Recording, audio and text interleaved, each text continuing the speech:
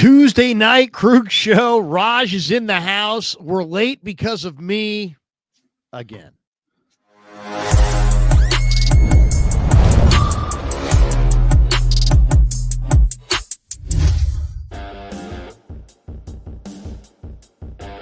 Welcome to the Krug Show. Tuesday night, Raj is wearing Trent Williams' hat. I hope you guys are glad to be here. I'm here. You're here. Raj is here. You know, a guy came up to me today, and my good buddy, Jim Hoffman, is coming by because we're going to do some carpet. So he's my flooring wizard. He's got his H&H flooring company. He's a great guy. So he's just measuring the carpet and everything. He's like, man, I like your segment with Raj. There you go. Really? I said, I do a bunch of different segments. He's like, yeah, I really enjoy Raj. So the great Jim Hoffman of H&H Flooring says, hey, Raj, that's my guy. Man. Yeah, seriously. He digs the Raj segment, which many people do. And we're glad that you're here. We're brought to you by Pig and a Pickle, the best barbecue in all of Northern California. We're doing a meet and greet there on December 7th, which is, I believe, the week of the bye, week 14, I think it is.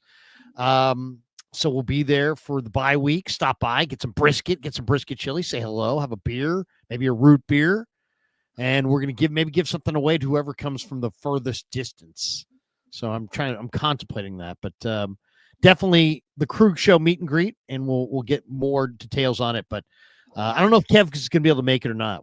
I think Kev might not be able to make it because he might be traveling. And he's now a world traveler. But, I mean, that's what happens. You hit it big like Kev does. You become a world traveler. Yeah. But he may not be there, but we are definitely going to have the meet and greet during the bye week of the Sunday of the bye week. So join us at Corte Madera for that. We're also brought to you by Sleeper and Habas Law and our good friends at Sharp Corner Sports Cards and Collectibles, and, of course, our good friends at Claudette Arcades. We're going to mention all of them throughout the night on the show. But thanks to all of them for being here. Always great to see you guys. I can't really decide if we're on the verge, Raj, of a Niner run or a period of real disappointment. And I bring this up right now because, you know, the season losing to the Rams was bad, but it's not that bad really because the Rams are good. The Rams are loaded. Stafford's maybe the MVP of the league. Puka and all the guys they got. I mean, they can run it. They can pass it. They rebuilt their defensive line, Verse. I mean, they got dudes. Losing to the Rams at home is bad, but it's like you can sit there and go, well, the Rams are really good. And the Niners split with the Rams. They beat them in LA. And you can sit there and you don't have Bosa and you don't have Warner. And what were you expecting? And you have your backup quarterback and they've got Stafford. And he's having an MVP year. So losing 42-26 last Sunday was not what you wanted. But it's not the kind of thing that's like, hit you in like a right to the chops. But now we're into mid-November. Mm-hmm. And I'm looking at the schedule ahead. Let's just say until the Indy game. Let's just say the next 4 games. We put that as a group, mid-November to mid-December. You've got at Arizona, and then you're going up against Jacoby Brissett. And then you got the Carolina Panthers on a Monday nighter at home, and you got Bryce Young. And then you're at Cleveland, and they've got young Dylan Gabriel. And then you're home against Cam Ward and the Titans. And Ward, obviously, first-round quarterback, he's a rookie. So the next 4 weeks, you're playing, the old wily veteran and then a second-year player or was he third year, second year? He's kind of struggling still. And then 2 rookies at quarterback. But, so it's a weak schedule. And on paper, at Arizona, home against Carolina, at Cleveland, home against Tennessee, looks like a stretch where the Niners can really make hay. And a lot of people are like, man, they're going to win those 4 games. They're going to be 10-4? So what did it be? They'll be 10-4, yeah. Yeah, 10-4, and they're cooking into late December, right there, then and there. Or they get no pass rush because that's what they're doing right now. No pass rush. They got young DBs that were pointing the fingers at each other last week in the fourth quarter. It didn't look good. The coverage is a problem. You've got some breakdowns. You had Malik Mustafa guarding Devontae Adams when Lenore is on the other end, other side of the field. That had to be some kind of a mistake. It's a young defense. Now it's a depleted young defense. They're not moving the quarterback off the spot. They didn't get help at the trade deadline. And now they're staring at Jacoby Brissett, Bryce Young, Dylan Gabriel, and Cam Ward. And Niner fans are expecting them to rampage this part of the schedule. And yet, if they don't get pressure on those four quarterbacks, I could see them having a losing record in this 4-game stretch. No. Oh, man. And it's realistic because, listen, now that Rams game was so frustrating. Like, yeah, they shredded us up. Matt Stafford, he's Matt Stafford. He's MVP. He's in contention to be MVP, But the Niners cut that game to a one-possession game multiple times, 2 times. That defense was downright awful. I mean, it was so bad. So, yes, this is the stretch of the season where it was like, it's an easy schedule. The Rams got a tough schedule coming up. Seahawks, they are going to be playing each other. They got some tough opponents. The Niners right now, this is the schedule where you have to take advantage. And if they cannot go 4-0 is great. That would be beautiful. If they can't go 3-1 in this stretch of games, I mean, they don't deserve to make playoffs. But there's a reality, Larry, that they may not because this defense is young. Right, Salah said at the beginning of the season, buckle up your seatbelts. It's going to be it's going to be a roller coaster. You don't know what you're going to get. They're injured. They don't have Michael. They don't have Fred Warner. They don't have Bosa. It was ugly on Sunday. That defense was so bad. If they can't get any better, I could see them lose these games. Yes, the Panthers, they're not someone that you're like, oh, Panthers, that's an easy win. It's not an easy win. They're 5-5. They've beaten some good opponents. They've beaten the Packers, but they also lost to the Saints. So it's like they're Jekyll and Hyde type team. But they also, if they get to their peak, they have a good defense, they have a good run game. If Bryce Young starts connecting, you could potentially lose that game. And I'm not going to discredit Arizona because we've lost to them when they've had Colt McCoy. It's a division game. They've been so close on a lot of games this year that they've lost. Dude, they fight. They fight. And they've lost what I think it was like 2 or 3 weeks straight where they lost in a game-winning field goal, our game included. Like that. You take those 3 games around and they win those, their whole record's a lot different. So the Cardinals aren't an easy win. I'm not going to sit here and say it's an easy win. Jacoby Brissett, he's kind of got that offense rolling. McBride is looking like the best tight end in the league again, like he was, arguably last year. Him and Kittle, right? And Brock Bowers last year were killing it. And McBride's kind of back to that, why he got paid so much money as a tight end.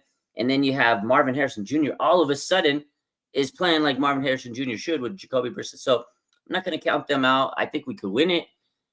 But this is a big stretch for the 49ers. If they go 4-0, yeah, we're going to be happy. We're going to be 10-win team. But is it a battle-tested team? Potentially, because, yeah, you have a young, depleted team, and it builds character. So these are not going to be easy for this depleted defense. The offense, I think they're going to be okay. I'm not too worried. George Kittle, I mean, he was amazing last game in a loss. Christian McCaffrey. Brian Robinson surging. I think Juwan Jennings is starting to get back to his before he was hurt, what he looked like last year. He's starting to play better. So I'm not too worried about the offense. I think Ricky Purcell might be back one of these weeks. Hopefully, he's supposed to practice tomorrow. So I think we can win these games. But again, it's going to really depend on that defense. And defense, man, I'm not too thrilled about it. Yeah. Rank those 4 opponents. Who's the toughest and who's the easiest? I would probably go Arizona, and then maybe Cleveland, and then Carolina, then Tennessee. I don't know, but what do you think? Because Tennessee's pretty good on the line of scrimmage. Yeah, but they got Cam Ward, and that's an easy win to me. I think he's the best quarterback in this group, to be honest. I think so, but he's still young and raw. That team's a little ways from becoming a winning team. I know. Yeah. I know. I agree. Yeah. But he's good. They He's have gonna be. Pollard. They have Tajay Spears. Yeah, They've I'm got not some, worried. I'm I not mean, the worried about. 49ers were beaten by a Houston team that had Woody Marks, Jalen Knoll, Jaden Higgins. Who was the other guy? Xavier, whatever. I mean, they come on. I mean, Houston didn't have many You're weapons. right. They got. They They're put up getting. 26 on this defense. They got some young talent. But out of the four, you said to rank them, they're Yeah. fourth. I think Who do you like? Carolina. I Who's the think best? Carolina is the best team of that bunch. Like, Okay. I know they lost to New Orleans recently, but they got. I think Bryce Young. When he's on, he looks pretty good. Like he's figured it out. He's gotten better over the last year. So they got a pretty good defense, and that run game, man. Rico Dowdle, that guy's a monster. Yeah. Came out of nowhere this year. He came out of nowhere. I got him on my fantasy team, so I know how good he is. I think Carolina's probably number one out of those four teams, but it's not to say it's like far ahead of Arizona. Arizona's two, and it's a division game. Division games, you throw out the record. Like we've lost to Arizona when they've had 2 wins.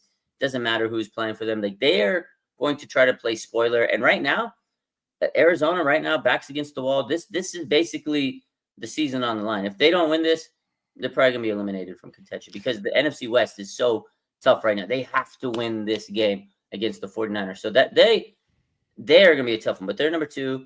And then I have the Browns. The Browns defense is good. Myles Garrett against this 49ers offensive line, he might kill us. He might break his sack record, but they got a bad quarterback. Dylan Gabriel, one day they'll play Shador maybe, but that offense is sputtering. And then, of course, Tennessee because they're Tennessee. Look at Arizona for a second. Let's take a look at their depth chart. I mean, I don't do this usually in the middle of the stream, looking at a divisional depth chart since we should know this team. But now look at what they got. You've got Calais Campbell, Dalvin Tomlin, who kicked our ass. Last time, yeah. He was awesome in the first game. Yeah. Okay. I don't care how old he is or anything about. I mean, he is big time. Dalvin Tomlinson, who's not very good, but he's strong as a house. I mean, he's strong. He's really strong. He's about 320. Then you got Walter Nolan. Now it says he's hurt. Is he not? Is Walter Nolan? He's back. I mean, I thought he came back. Yeah, right. I don't know. I haven't. And these guys are in red, but they got Walter Nolan, Baron Browning, Dalvin Tomlinson, Calais Campbell on their front. Josh Sweat. Josh Sweat? Yeah, exactly. Josh Sweat off the edge. And Akeem Davis Gaither is no slouch either. On the back end, you got Buddha, Melton. What are is the Niner offensive line going to win or lose against this line, this defensive line? I hope they win. I mean, that's the big question I have, because I guess the veteran Niner offense has got to carry the day, but is the Niner offensive line going to beat this defensive line, or is this defensive line going to win? And I'll say this right now, man, this is a good defensive line. I mean, I know, it's kind of makeshift, but you've got real speed off the edges and Browning and Sweat, and then you've got a load in the middle to deal with in Nolan, and Campbell is always a difficult rusher, and Tomlinson's very, very strong. I mean, this is a really good front right now. I think this is the other thing that makes me nervous about this game is the 49ers. This is the second time I believe they've gone into a game right behind Seattle. Seattle embarrassed Houston, and then Houston came out against the Niners and did well. Yeah. And now here we go, another game where, Seattle embarrassed Arizona. But is Arizona then going to come out this week and play better against the 49ers?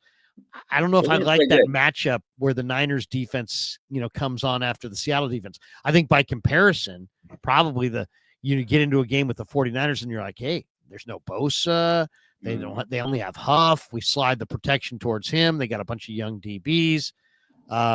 Seems like the 49ers defense, and 49er offensive line, both sides of the line of scrimmage, I think are going to be really challenged by Arizona. They're going to be tested. Although I'll say, I feel like the 49ers offensive line played a little bit better against the Rams than I expected. They played better than I expected. Ben Barch came back, but I just can't sit here and rely on Ben Barch. Like I'm waiting for the notification that Ben Barch hurt himself. I hate to say it, but I don't know. He's good. He's a pretty decent player, but he just never can stay healthy on the field. And then Colton McKivitz, man, he got the money, and he's looked bad in pass protection. So I don't know. It's going to be a battle. It's going to be a test for the 49ers. They did play better last week they did play better than I expected last week. O-line. I mean, that Rams defensive line is insane with Fiske and everybody. So yeah, they played better than I thought, but it wasn't perfect. They definitely were getting to Mac Jones, and they were stuffing the run. And I made a comment. Someone says, "How's Brian Robinson surgeon?" I feel like he has played a lot better over the last couple weeks. He got a touchdown in 2 games. He got a big return 2 games ago. He's not getting a lot of carries, but he had pretty much the same amount of carries as CMC, and he outrushed them. So that to me is surging. When you weren't getting any carries at the beginning of the season, and now you're getting multiple games where you're getting more load and running the ball well and effectively. I think that's good for 49ers. They need to keep giving him the ball, give him 8 to 10 carries, take some pressure off CMC, and keep pounding the ball with them. I do think he's surging. I mean, how about throw it more to CMC and run it more with Robinson? Yeah, because absolutely. Right now, I was looking at the splits. It's 75-25 CMC B-Rob on the rushing carries, not touches. We're talking about rushes. And that's not the right ratio. I mean, Brian Robinson's a starting caliber NFL back, and you want to get to the finish line with CMC. Run Robinson more. And I'll say this: watching watching Seahawks just kind of run it down their throat. They had 46 rushing attempts last week against Arizona. Maybe the Niners ought to just try to copy that. Just try to run it every way imaginable. Run it and run it and run it some more. All right, okay. Before we go sleeper and do our lineup, the big talk of the week is Brock Purdy coming back, or are they going to stay with Mac Jones? Mac Jones, if you look at just how he's played, I mean, it's got to be one of the stories of the year in the NFL. Yeah. PFF grades him as the 9th best quarterback. His passer rating is 12th best in the NFL.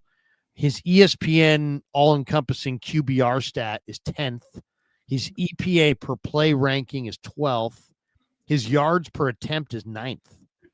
So, I mean, he's really played well. I mean, if you think about it, the line's not great. He's taken over for Brock, who we thought was going to be the starter. There's all kinds of injuries. Kittle got hurt. Ayuk hasn't played it down. They're a shell of what they potentially could be at some point. And Jones has still played really, really well. And he just completed 85%. The week before, he completed 79%. So it's not like it was one aberration week. I mean, this guy's completing a high percentage, and it shouldn't surprise us because he's got the record in college. His 77% at Alabama, his final year, is the FBS all-time completion percentage record. So this is what this guy does. Should the Niners just keep staying with Jones and let him keep rolling, or do you go back to Brock Purdy here? And then what happens if Brock Purdy doesn't play well? Then what? That's the good question, and that's the $1 million question, right? Everybody's asking it. Every sports page has asked that question. They're talking about it. Tom Brady said, "Ride the hot hand." I mean, he was the guy that took over Drew Bledsoe, and he made a living of it. Richard Sherman says, "Ride the hot hand." Adam Schefter says, he expects him to ride the hot hand if Mac would have won. I think most people say ride the hot hand. But right now, I think if there's any time to get Brock back in the season and knock the rust off and get him rolling and getting him tuned up, we just talked about it, Larry. You got 4 easy games. They're not easy because no game's easy. And I said it at the beginning of the season is not going to be an easy schedule because teams play better than they expected. Like the Colts, nobody thought they were going to be this darling team. But regardless, this is a stretch, 4 games that the 49ers should be able to win. You put Brock Purdy, if he's your $53 million man, he's your starter. He's got the mobility, what everybody's saying. He's better than Mac. A lot of people are saying it. If he is that guy, he's the man. This is the perfect time to bring him back. And I think Kyle's kind of been pushing him, waiting. All right, we got these 4 games. If Brock comes back and wins these games, everybody's going to love him again. If he comes back, wets the bed, we got a lot of conversations to have, Larry. Is he ready? And then they can say, oh, maybe he's not 100% because of the toe. So they can use the toe as the reason why he's not playing and this and that. But they definitely shouldn't have brought him back against the Jaguars. We all know that. He re-aggravated the toe. brought it back too early. But this is the window of games where you bring Brock back, you knock the rust off. You should be able to beat Arizona, right? You should be able to The beat 3-6. You should be able to beat these teams with Brock Purdy. So this is the best time to bring him back. But will he? Well, the best time to bring him back is when he's ready to play like Brock Purdy. And that's the only unknown, is we don't know if he's ready to play like Brock Purdy. So if he comes back and he doesn't have the mobility to escape, we know this is the NFL, man. These guys that play defensive line in the NFL are big, bad guys.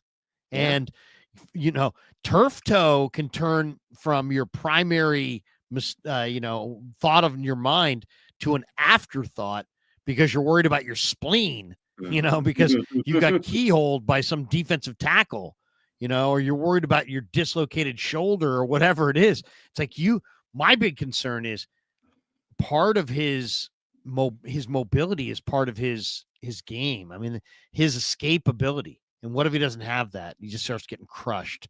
But that's the whole thing. But I mean, that's the thing. I wouldn't put him out there until he was ready to roll. Now they think he's ready to roll. We're going to find out.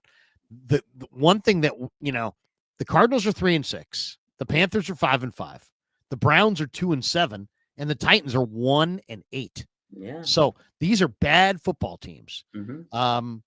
It's like if he comes back and, 4 weeks from now, are we going to be talking about, man, Purdy looks great as ever? Because he looked amazing in training camp. He looked phenomenal. I mean, I was there every day. He looked great. He looked way better than any point that he's ever looked in training camp this summer. Deep, better arm, more accurate, moving around, making great plays. He looked phenomenal all summer long.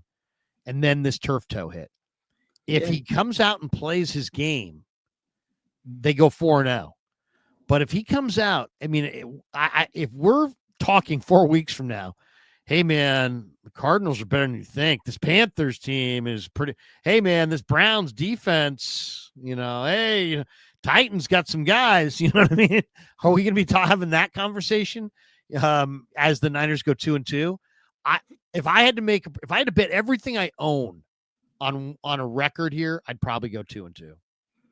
Okay, that's fair. And I would probably think the 2 wins, I would guess maybe Panthers, Titans at home.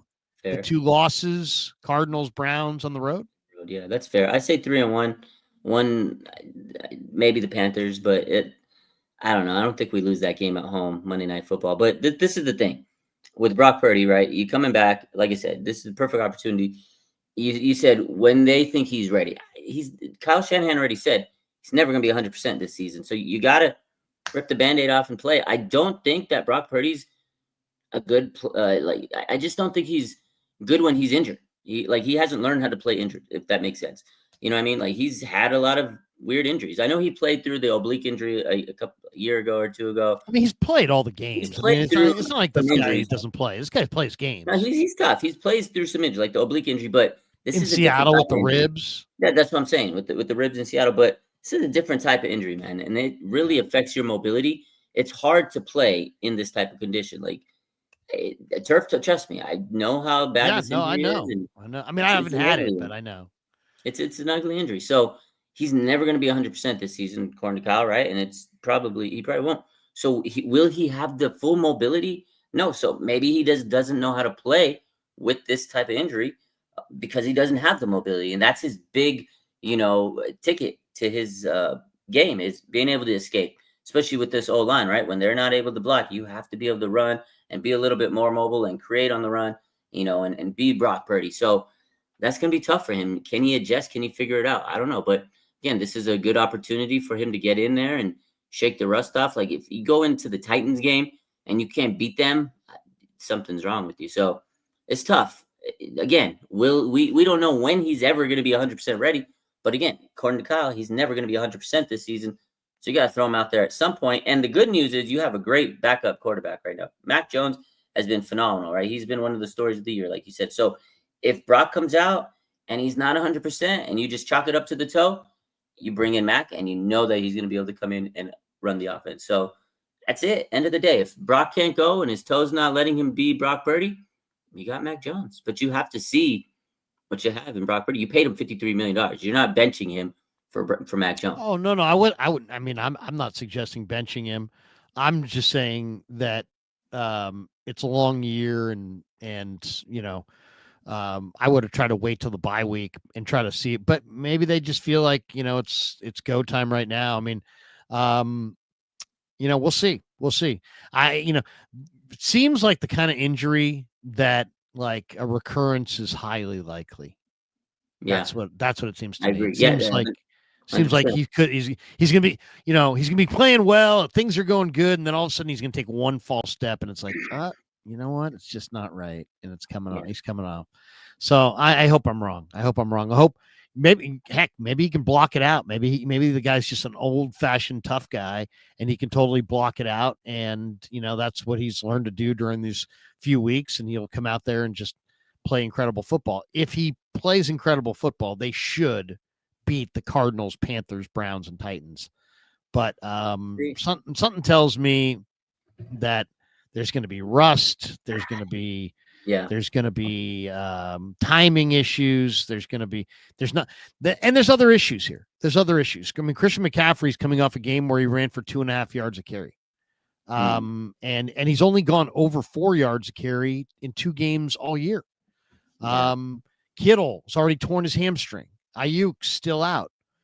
Ricky Pearsall, didn't practice, and then all of a sudden it's like he's going to practice and play. It's like, that's a kind of a dubious, not dubious injury, but the rehab and the timing and that whole thing. It's like, not ready. But maybe not. Maybe it's just the length of a PCL injury. It's a bad injury. It is probably more severe than they initially, which Kyle kind of alluded to. Right. So maybe he comes back and gives them a little bit of a shot in the arm. But man, I mean, the one thing that's impressive to me is that the 49ers, I was looking at the leaders in offensive success rate this year. Number 1 team in the league, Rams. Number 2 team in the league, Colts. Number 3, Green Bay. Number 4, Kansas City. Number 5, 49ers. 49ers are the 5th best offensive success rate team in football. So they're moving the ball with Mac Jones, with Brock Purdy only in there for a couple games. They still got to get better in the red zone. They got to limit turnovers. I think they're 31st on the turnover margin. I mean, that right there. I mean, it's amazing really that they have the record they have, considering they're 2nd worst in the NFL on turnovers. It's terrible.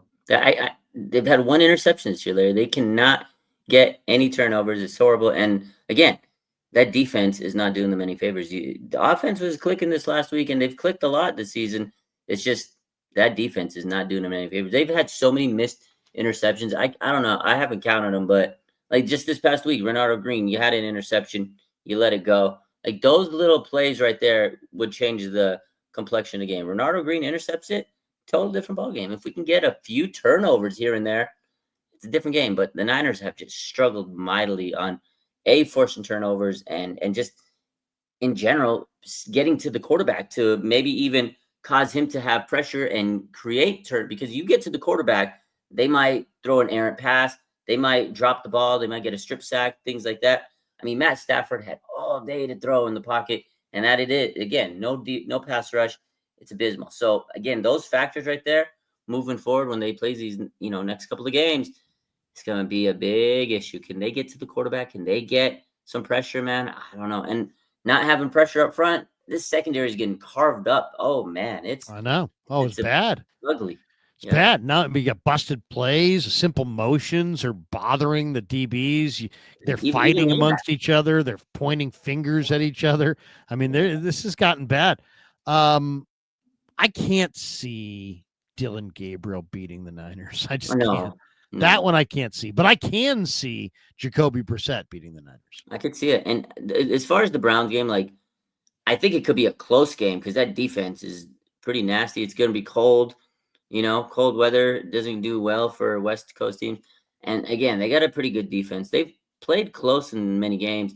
Myles Garrett, man, he's a monster. So I think he'll keep them close. But Niners shouldn't lose that game. If you lose to the Browns, man, You lose to Dylan Gabriel. You don't, as you said before, you don't deserve, to go to the playoffs. So you lose to a Dylan Gabriel. yeah. But we'll see. We'll see. All right, let's do our sleeper lineup. We should tell everybody 49er football season is presented by Sleeper, the fastest growing fantasy platform in the world. It's a one-stop shop. You get blazing fast news, real-time stats, group chat, season-long leagues, and of course, Sleeper picks for daily fantasy. Use promo code Larry, Larry, and Sleeper will match your first deposit up to $100. Links in the description. Terms and conditions do apply. And thanks to Sleeper for being a proud sponsor of the Krug Show. We're going to do a sleeper lineup here.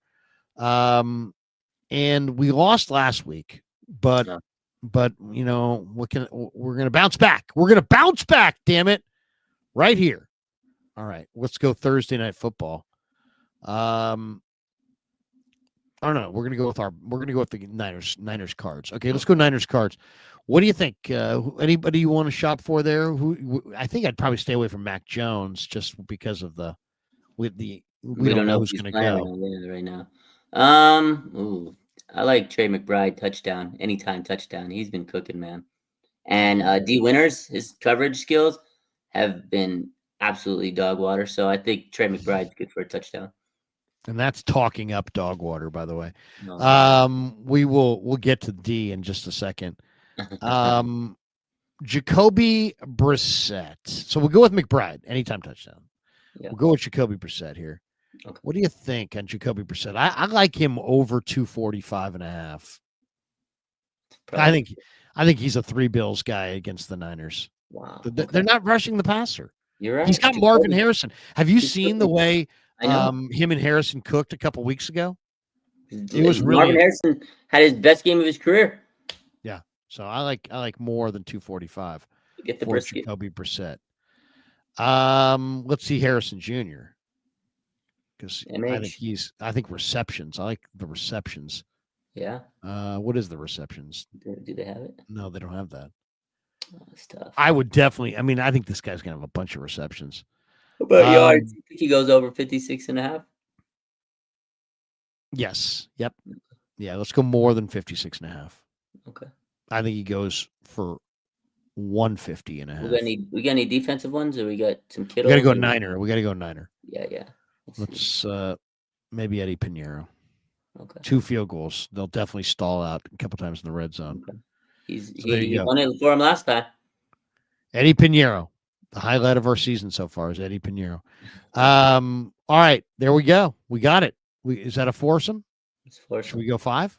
Or do you want to go 4? Go 4. Let's not get greedy, Larry. All right. Here we go. Jacoby Brissett has got to throw for 246 yards. Trey McBride has got to score a touchdown, which is just a lock.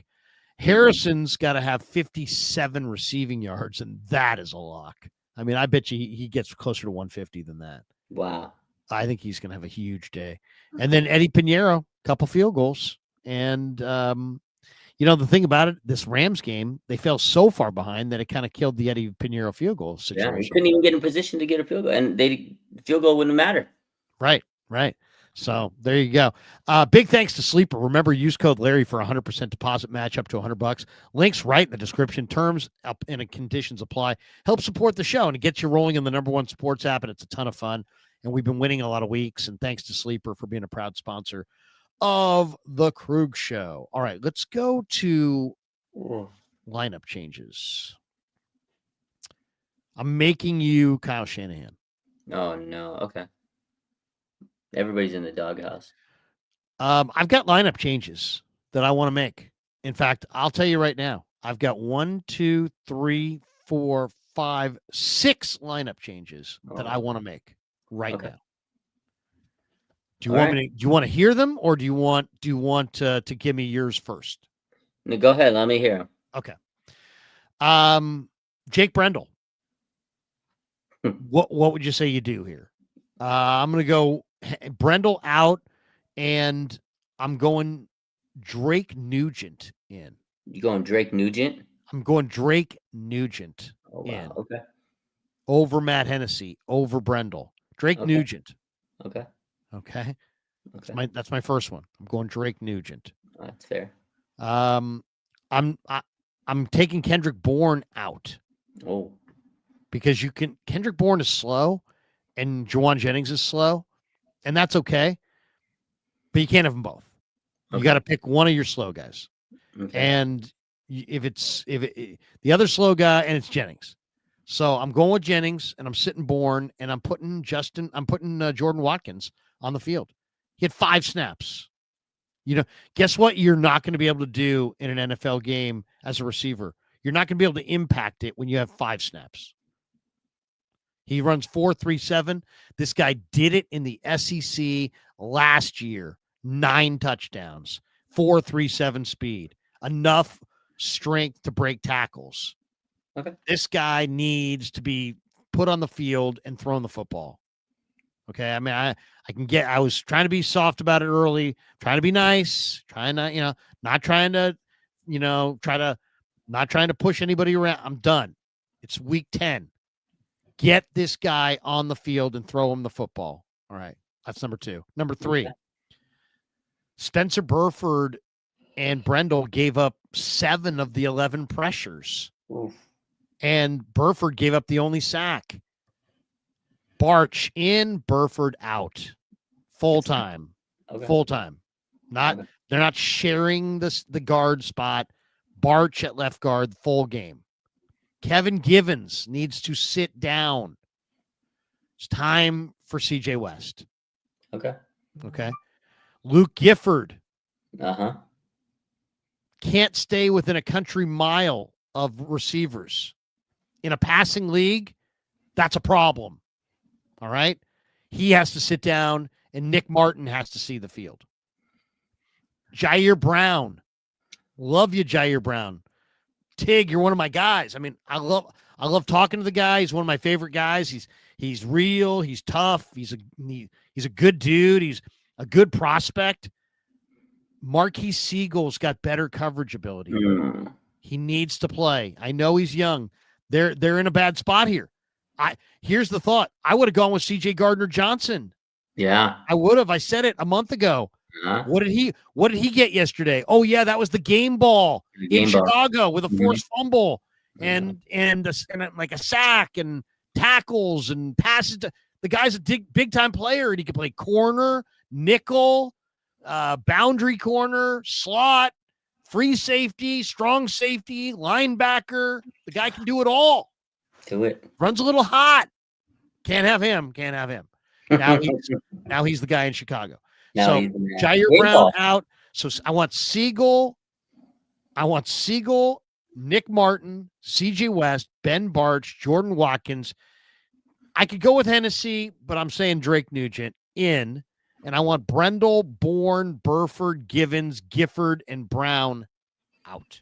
Okay, that's fair. Yeah, those are great. Jake Brendel needs to go out for sure. That's my first decision would be get Jake Brendel out. I don't know if Drake Nugent hasn't had any snaps, so I don't even know if it's worth throwing him in at this point. They kind of screwed the pooch on there, but I gotta go. I'll play Matt Hennessy over Jake Brendel. I feel like Matt Hennessy wasn't any much of a downgrade. I mean, he's not huge. He's like amazing, but I feel like he's a little bit better than Jake Brendel. So Jake Brendel's got to go, man. Either way. So yeah, I'll put Matt Hennessy in there. Actually, I like Jake Brendel's guy. Now, John Chapman. Do you know John, right? Yeah, that's my guy. John Chapman watched the All-22 this week. Mm-hmm. I didn't. I have not. I've been so busy doing stuff. I have not watched the All-22 this week. I'm going to do that tomorrow morning before I go to practice.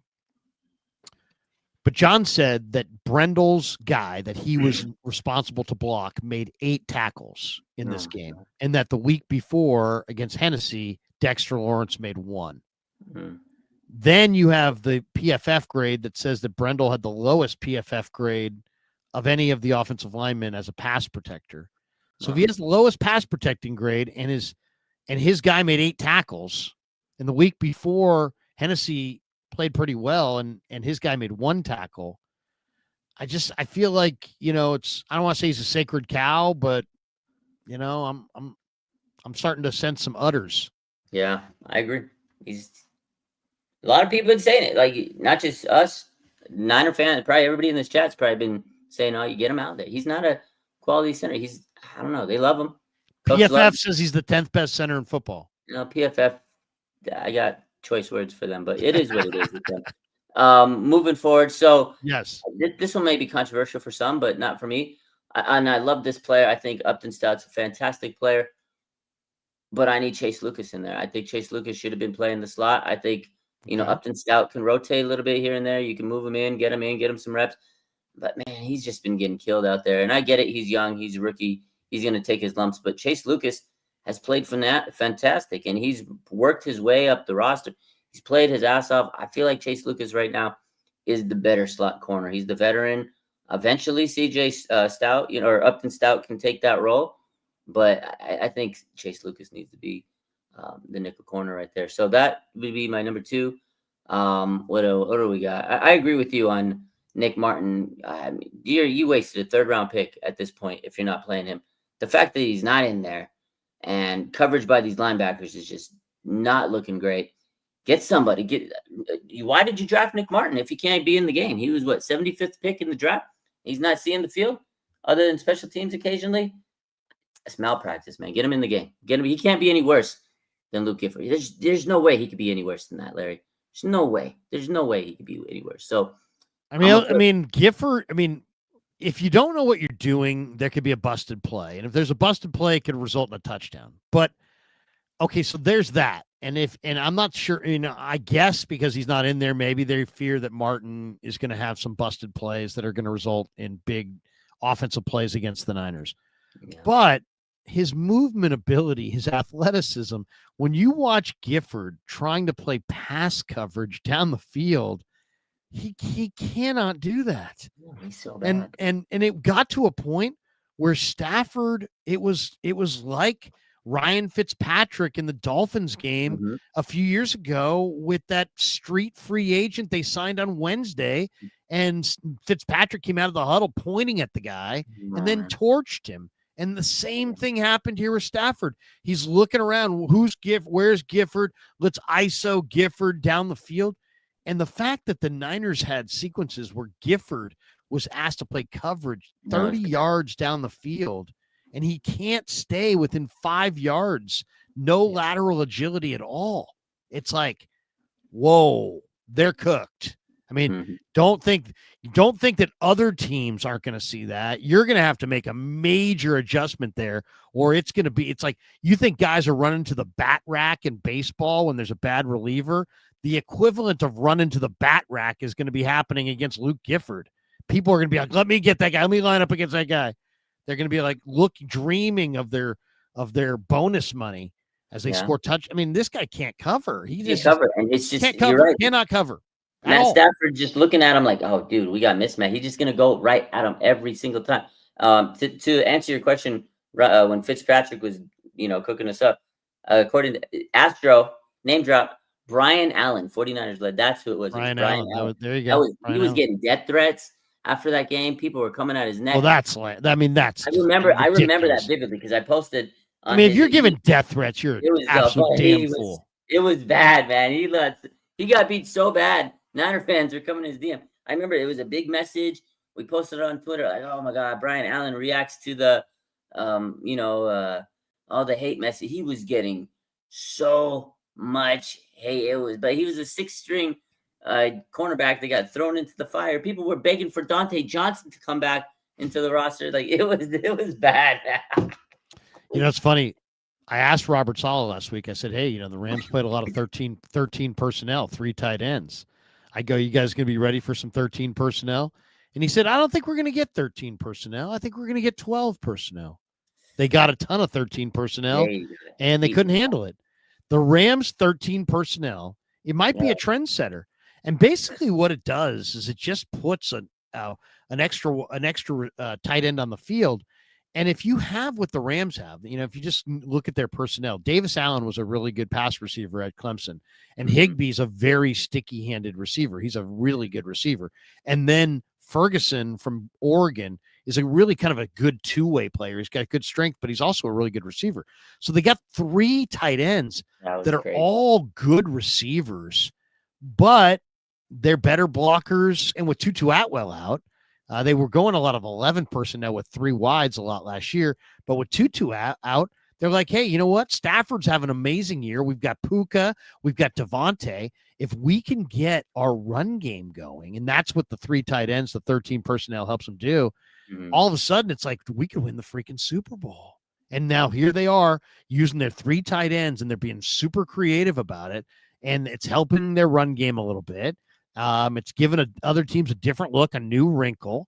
And then, of course, you can always lean back on, Stafford to those 2 automatic receivers, mix in their D line after they get a lead, and the Rams might be the best team in the game right now. Possibly. They're good. I hate to say it. I mean, it makes me sick. Yeah, I hate to say it, but that Puka is good, man. He's so good. And then Stafford and the personnel and Sean McVay's having a, like you said, he's just mixing up these crazy, personnel. Defense is good. They're a good team. But Niners beat them once. They had them on. Actually, they had them where they wanted them, man. But I'll tell you what, self-inflicted mistakes. They couldn't stop them. They just couldn't stop them on defense. Like literally couldn't stop. But the Niners. How about the Puka touchdown, Raj? That's the Puka touchdown. There was 5 missed tackles. I know he was just like he was going through them like Pac-Man, like beep beep beep beep beep beep beep, like that. It was crazy. Yeah. And then the Niners self-inflicted mistakes. They had the fumble, Juwan Jennings fumble, a couple drops. The penalty there's some questionable penalties that shouldn't have gone the way they went. Or some non-calls, some DPIs that should have been called. But regardless, Niners just couldn't stop them on defense. All right, we're gonna play it. We're gonna do a little exercise right here. Give me the 49er that everybody else thinks good, that you don't think is any good. Wait, say that one more time. Give me the 49er that most people think is good, a good player, but you don't think is good. Because I've got one right now. I'm going to go with D. Winters. Okay. D. Winters has given up 5 touchdowns, the most in the NFL, 51 catches allowed, most in the NFL. Hope you like that phrase because you hear that again. 3 penalties, tied for most in the NFL. 368 receiving yards, 7th most in the NFL. 118.2 passer rating when targeted.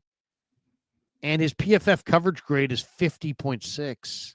Yeah, he's been this guy throws shoulders, but he doesn't wrap ever. I don't think I've ever seen him wrap up. He throws a shoulder, he throws a wing in there. He'll fly up and throw his body in there, but he doesn't wrap up ever. Yeah, he's been bad. He's been bad this. People are saying that he was like awesome. Preseason and comparing this guy to Navarro Bowman. Please stop. They did. After training camp, the hype was real. And then, those first few games with Fred Warner, it was like, we got the new duo. The 49ers made a post. What is the nickname of this linebacker? They were going, oh, my God, the hype was insane. And then Fred Warner leaves, and this guy is absolutely bad. That post you read, I think Coach Yak posted all those stats. Yeah. He DM'd Coach Yak. He's like, I don't appreciate you posting this shit out there. And Coach Yak's like, play better. I didn't appreciate you missing that tackle the other day. It's crazy. He came into the dude's DM and said, listen, dude, I don't appreciate it. That is unbelievable. He didn't like it. He didn't like that. Well, you know why? Because you know what? Coach Yak is, you could say Coach Yak is circling the wagons against him, or you could just say Coach Yak is a 49er content creator and he's defining what people are seeing, which, hey, it's like you got to be able to handle the truth. You got to be able to handle the truth. We're all trying to do I'm trying to do the best job I can. You're trying to do the best job you can. Coach Yak is trying to do the best job he can. Yeah. And D. Winters is trying to do the best job he can. So everybody's trying, but it's okay for Coach Yak to put that out there. Yeah. No, and you know what? At the end of the day, and for us to discuss it. And at the end of the day, Coach Yak, he posts good and bad. Like he's great at what he does. He does good. He puts all the good. Right. He ain't the welcome wagon. Yeah. He's going to call it like it is. If you suck, he's going to post it. So that's good. I like D. Winter because he's absolutely been playing bad and people think I'm going to go one up. I'm going to go one better. I might get a lot of hate on this one because people love him. He's a captain. Wait. Can I guess? Yeah. You going to say Upton Stout? No. Because you already kind of went up to the staff. I already did one at him. I got another one. Okay, you got another one. All right. Like you can guess, he's secondary. Jair. No, Jair Brown. Dude, no, who thinks he's good? Nobody thinks he's good. Well, yeah, that's right. Who other people think is good that you think isn't good? Right now, I'm not going to say he hasn't been good in his career. Well, I think other people might. I mean, Lynch talks him up for sure. Okay. Who other people think is good that isn't good? Malik Mustafa? No, it's a Diamondor Lenore. Wow. Yes. You're going to Demo. I love Demo's better inside, maybe. The hyena, and I'm one of his biggest fans. I love Diamondor Lenore. But lately, he's given up touchdowns. Like, he lives on the island, but now without the pass rush, he has been running his mouth and getting dog walked out there. Can I at least defend him? Please, I'm going to defend him. This is my defense. Dude, you could have Deion Sanders and Eric Wright, who, in my opinion, are the greatest corners in 49ers history, and they could play on this team, and they're going to get burned. I get it. They're going to get burned because you can't have no pass rush. After the game, he says we're still going to win. Just stop it, man. Just stop talking for one day. I love Deion. But that's what wires him, though. That's how he's wired. I know what you're saying, though. I love him. I hear you. That's fair. Don't talk, man. Give me some interceptions, man. He's great, though. He's a great. He's top 5 cornerback, like he 100%. But last couple weeks, he's doing a lot of this, and he hasn't done anything else. That's it. That's all I'm saying. I love Diamondor.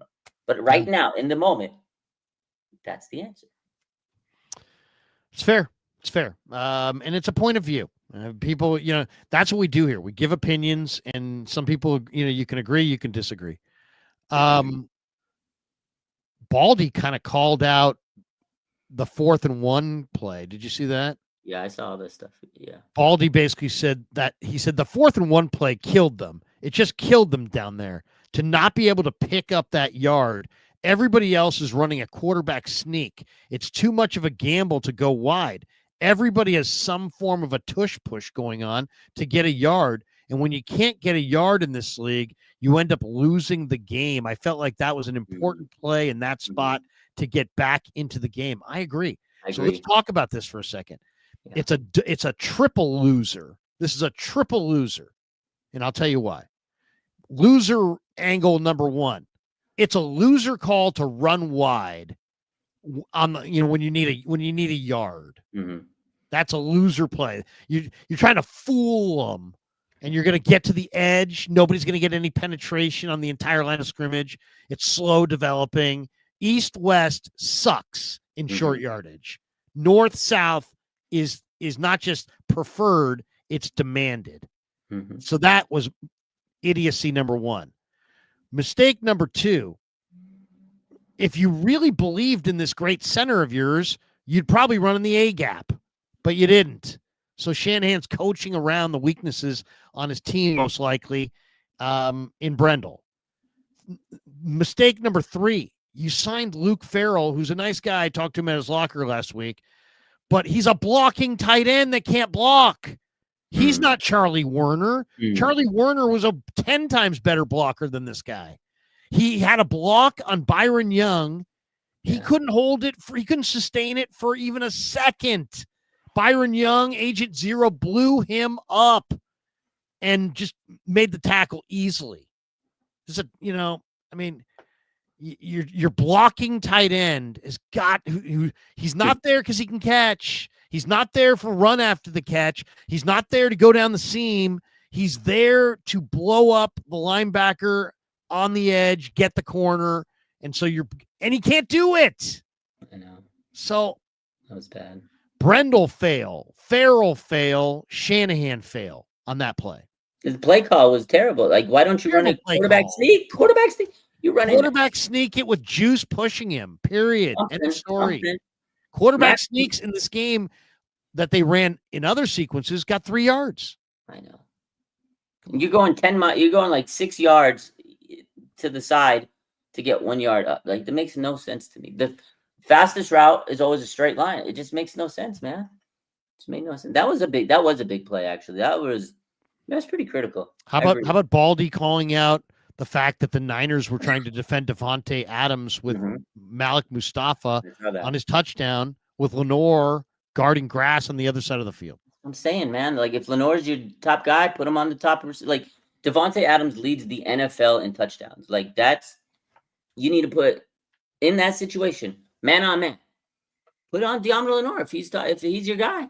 Put him on him. And then they put Puka Nacua on Upton Stout one time. Oh, that was so bad, man. One more here. Chase Senior had this. Now he covers the Niners and the Eagles, right? Yeah, the Eagles guy, but the Eagles got Jalen Phillips. Mm-hmm. And Chase is chirping at Niner fans. And he said, hey, man, trading for one player wouldn't help the defense. The people that were saying that to him, basically. Yeah. And I this is the same crap that you and I totally agree with him on. And there's all these Niner fans and Niner media that are like, one person wouldn't have helped. How do you know? I think it would have helped a little bit. How do you know? Yeah, I mean, who got the sack that they got last week? Keon White. Yeah. So did you want that sack? Or was it not worth getting Keon White? I mean, why do anything? Why even show up for the games? Why even try? Why even go on if you can't win it all? I mean, the season has more to it. The league is wide open. It's a war of attrition. You have no idea. Buffalo just lost Ed Oliver. Green Bay just lost Tucker Kraft and looked like absolute crap last night at home. This is not like, oh my God, the 85 Bears, the 86 Giants, and the 87 Redskins are all in this conference. Yeah. They're not. This is a total watered down. Anybody could win. You've got Robert Saleh. You've got two quarterbacks that can process. You got Christian McCaffrey. You've got, Kyle Shanahan. What the heck? Compete. Keep competing. And the Eagles traded a third-round pick. And if the Niners had offered that same third-round pick, the Miami would have sent Jalen Phillips to the Niners. Why? Yeah. Because the Niners' third-round pick is going to be higher than the Eagles' third-round pick. But Jalen Phillips in that game, 8 pressures, 19.4% pressure rate, 7 hurries, 6 tackles, 2 quarterback hits, a forced fumble, a fumble recovery, and stopped Josh Jacobs on 4th and 1. Don't tell me one guy can't make a difference. You can't. And I know a lot of people, the pushback, Larry, was, oh, well, the Eagles have a better deal. They're better. They're healthy. This, that, the like. I get all that. Here's another. But you add him to this this is defense. Also bogus. You He's add not a him scheme fit for the Niners. He's an edge rusher. He's an edge rusher. You needed it. You add him. Bryce Huff becomes more relevant again. And then Keon White, he might become. And then Clellan Ferrell. Listen, to me, that D-line sounds a lot better with Jalen Phillips on it than without it. So a third-round pick to me was nothing. Listen, Nick Martin was a third-round pick. Third-round pick. This regime's been over 9 drafts. They already have 10 third-round pick busts. I know. I was just going to say 9 drafts. Nick Martin was your third-round pick, and he's not seeing the field. So you're going to pick another guy that's not going to see the field next year? At least try to get Jalen Phillips because he will see the field, and he can give you some production. Like, I couldn't believe it. Like, yeah, maybe he wouldn't have been as productive as he was with Philly. Here we go. We get more of this crap. One player wasn't going to help this team. Really? They added one player a couple of years ago in Christian McCaffrey. It seemed to help. Really? They added one player in Trent Williams a few years ago. It seemed to help. I don't know, man. One player wouldn't help? I mean, that's loser thinking. I mean, do you want to give up the year? Is that where you're at? I agree with you, Larry. I mean, if people want to give up the year, if you're afraid, as the great poet Cleveland Farrell once told me at his locker, if you're afraid, get a dog. He said that to me. I loved it, man. I started laughing so hard, dude. I'm like, hey, they got this offensive line. They're running the ball well. I mean, what do you think, Clee? And he's like, hey, man, if you're afraid, get a dog. I was just like, good, man.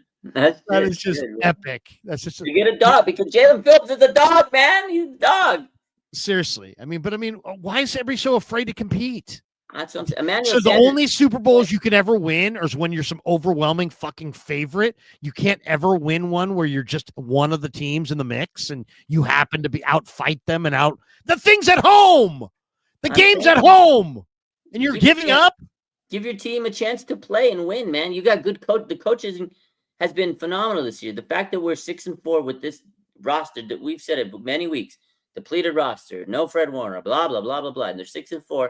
It's good coaching. You give them another chess piece, defense would be a lot better. I'm telling you, Bryce Huff, he's not an every down pass rusher, so you give him a little bit of help, he's going to be able to do some damage. He couldn't do anything this week because he's not effective when you don't have another guy that could just slam Ninja Dom. Larry, you were just saying the other day the Niners weren't going to the Super Bowl. Yeah, they're not going to the Super Bowl, in my opinion, right now because they got no help.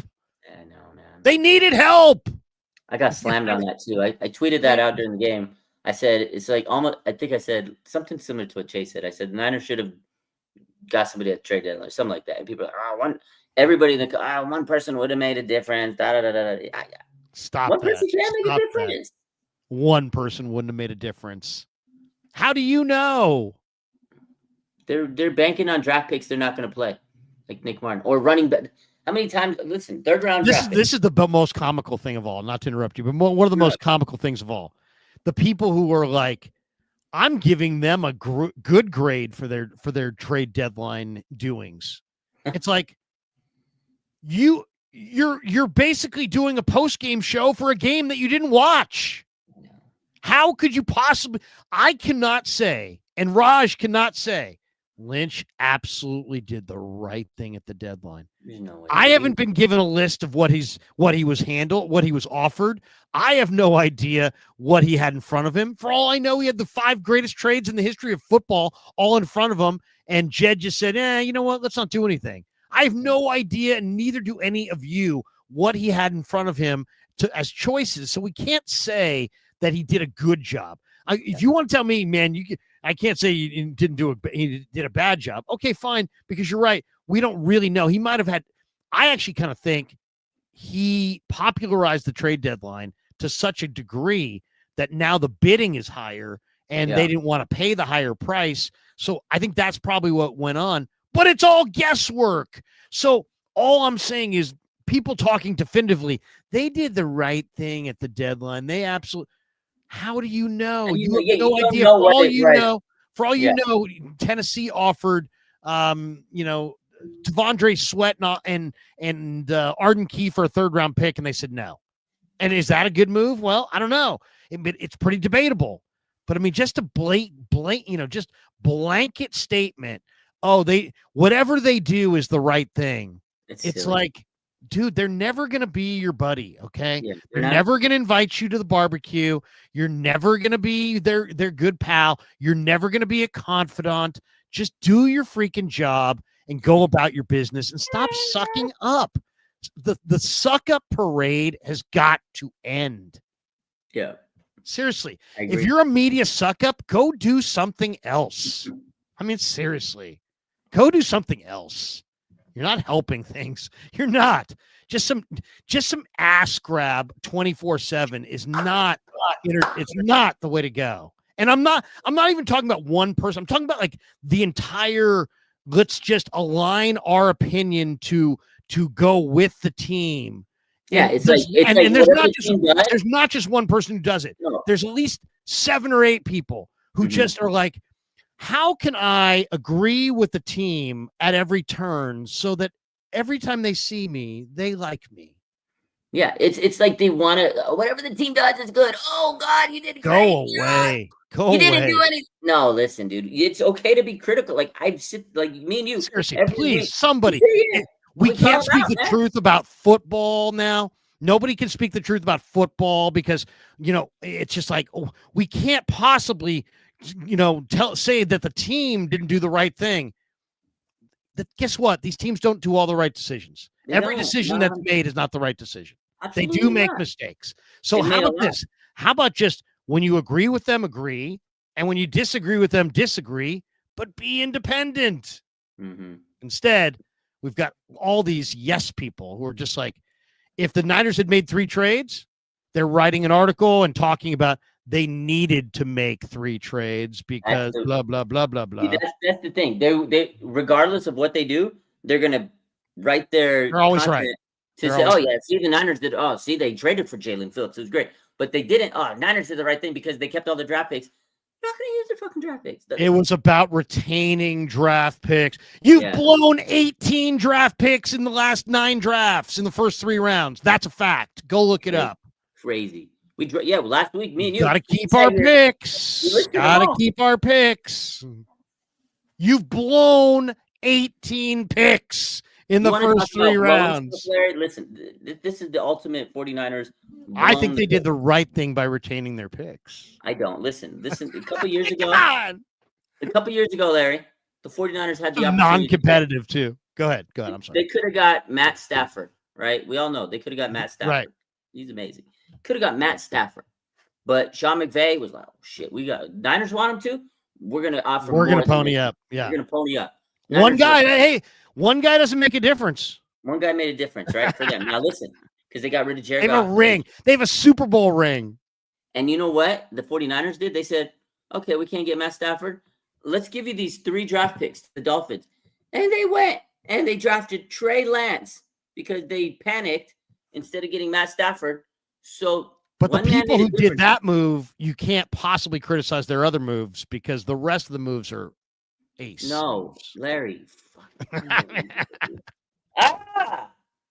Go ahead. No, I'm just saying. That's Trey Lance. Hey, I blame myself on that one. I was one of the people going, hey, you know what? Don't go with Mac Jones. Go with Trey Lance. Same. I'll own it, man. I'll own it. That's the one thing. I give you my opinion here. And I ain't always right. And I don't think I'm always right. But I'm honest. And I'm going to give you my honest opinion every day. Every single day. And sometimes that's going to totally align with Shanahan and Lynch and the organization's thinking. We're going to be freaking, singing songs and slapping hands, and we're on the same wavelength. And other times we're not.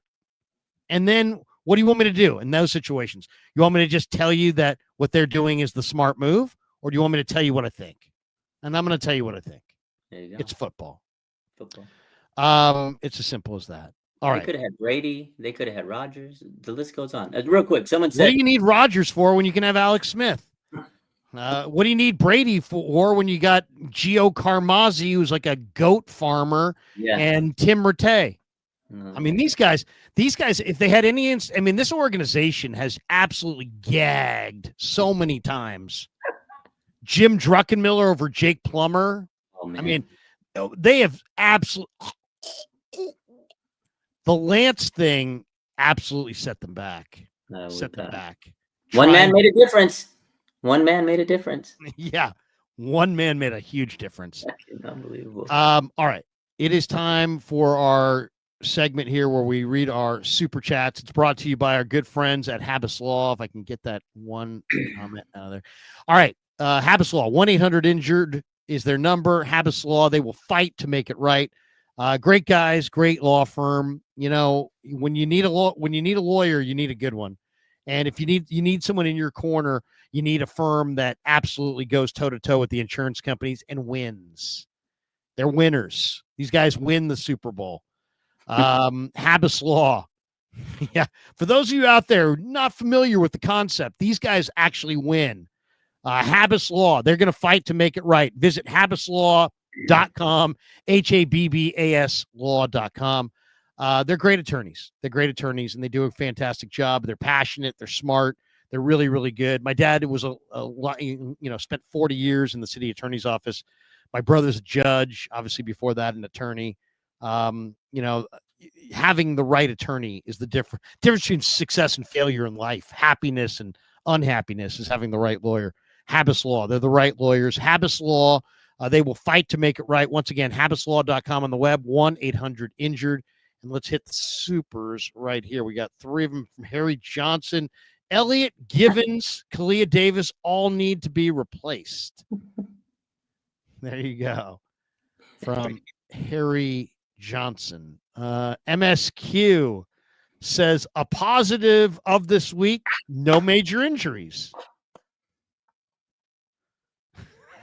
That's another thing, too. Do we need to ask Kyle a question about how does it feel to have no injuries? I mean, how do you think it feels? I mean, what the hell kind of question is that? It was breaking news that we had back-to-back days of no new injuries like that. I think a lot of people threw a What's he party. going to say, though? It feels great. Yeah, it feels good. It feels good. Yeah, that's what he feels said. really He good. goes, no, he said, I still don't believe It's a it. relief. Thank God. It's He also said, no, he says, it's I this still kind don't of believe it. negative question, too. It's kind of like, you guys are always hurt. It's your fault. Yeah. How does it feel to not have any new injuries? It's like somebody should have like a little horn, like wah, wah, wah, wah. Anyway. I'm in a mood Love it. tonight. No Man. new injuries though. He said No I new still don't believe. injuries. He It's like says I no still new don't believe taxes. it. He doesn't believe No new injuries. Where's the camera? Where's the no new it. injuries? Oh my god. That's good, man. I love it. There you go. Ernberg, who's negative. I mean, this guy's super negative. He says, can't believe we have slow wide receivers just like last season. Seriously, you can have slow wide receiver, but you can't have slow wide receivers. And that's what they have. Bourne, I mean, the sell by date on these guys. And here's the other thing, too. I think there's a kind of a bad vibe because, like, I feel like JJ wants the ball so bad and everybody wants to get him the ball. I feel kind of like last year with Debo, where it was like, Debo can't come to grips with the fact that he's fading. And so we got to feed Debo because it's a massive ego. And it's just, we're feeding him to the detriment of the team. I get the feeling sometimes we're feeding JJ to the detriment of the team. Yeah. You He's know been what I playing mean? banged up just like Debo did. He's literally going through the Debo route. Debo would play, he'd get hurt, come back, didn't play as good. JJ got hurt, came back, tried to play because he needs to make his money, his incentives. Debo had incentives in his contract, and they're not playing as good. It's just the way it goes. They drafted a wide receiver who's can't play right now. Brandon Ayuk's hurt. They're probably going to have to draft another wide receiver next year because they don't play Jordan Watkins, who they drafted, and Jacob Cowing can't get on the field. It's crazy. They try to upgrade these positions, and they don't upgrade them. They're going to draft the wide receiver next year. Hi. You know what? I got no problem with that. Have you seen some of the wide receivers in this draft? Yeah, they're always good. They're always good. But I mean, this year's wide receivers are really good. I mean, seriously, Carnell Tate from Ohio State, super special. He's special. Yeah, Chris Bell from Louisville.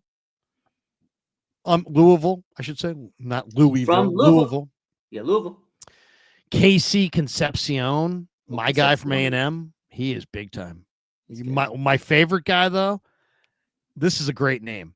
Jeremy Bernard. Ooh, Jeremy. Dude, you got to go check out Jeremy. Jeremy is the real freaking deal. Jeremy Bernard. That's one of my favorite guys.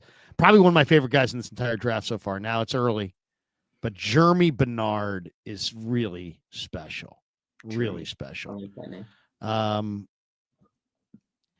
Wait a second. I'm gonna have to show you a little Jeremy Bernard. I don't want to do this, but I got to do this. Jeremy. They're gonna call him Dirty. He's Jeremy. Jeremy Bernard. He's big time too. I love this guy. He plays for Bama, and he is really good. I don't want to go wide receiver, but if you bring me a Jeremy, I will seriously consider it. Let me share the screen on Jeremy. They're gonna get a wide receiver and a D lineman, like they always do. Uh-oh. Hit the wrong button. Damn it. You know, me with these okay, there we go. Okay, try it again. Do it again. I've only been doing this nightly forever. Should be able to do this. You think by now I'd have it down. You think. Here it is. Here we go. Jeremy Bernard. You got it. Number 5 for Bama. He's just super special. He'll run across the middle of the field. He's not the biggest receiver, but he's got huge hands. You can see he's got gigantic mitts. He makes a lot of big catches. And look at that. Oh, when they need him, there he is. I mean, this guy's, you can kind of tell he's kind of yoked, pretty strong. That's a lick. That's a lick. And I love this kid. This kid is is Right over fantastic. the middle. All the jokes and all that. I mean, it's just a great name. But this kid has got some serious game. Oh, Well, that's wide open, but man, wow. yeah, there he is. Jeremy Bernard. Woo-wee. Big time player. That kid, the 74 there, Proctor. That guy's a look at him on the left He's tackle. mine now. Alabama always I have got it. no problem if the Niners went Proctor in round 1 and They always get Jeremy Bernard. Alabama always has good offensive linemen. But look at he ran into that guy. Jeremy Bernard, ladies and gentlemen. All right. I can, you know me, I can watch the stupid draft films forever. Do we get this one? Here we go. Harry Johnson. Can Habas Law sue the Niners training staff, please? They'll fight to make it right. They will fight to make sure that nobody else gets hurt. Can't believe we have slow wide receivers. Oh, we had that one before. Yeah, we did that one. I'm slow on the uptake. All right, that's going to do it for us. Thanks to Habas Law, thanks to Sleeper, thanks to Pig in a Pickle. Also, thanks to Sharp Corner Sports Cards and Collectibles. I need to tell you guys this. Anthony Catania is a sponsor of the show. Sharp Corner Sports Cards and Collectibles. They're in Pacific Grove, California, along the Monterey Peninsula. Really cool spot. These are great items to get for Christmas presents. And the cool thing about Sharp Corners, they're at 205 Cypress Avenue in Pacific Grove. Anthony Catania is at 831-521-5264. Shipping is free if you say you know me. You call Anthony Catania, you order whatever you order. You're in wherever you are. You're in Buffalo, New York, and you order a Buffalo Bills helmet, whatever, or a Josh Allen jersey or whatever it is. He's got a bunch of great stuff. Give him a call, 831-521-5264. He's right down there in Monterey. That's where his shop is.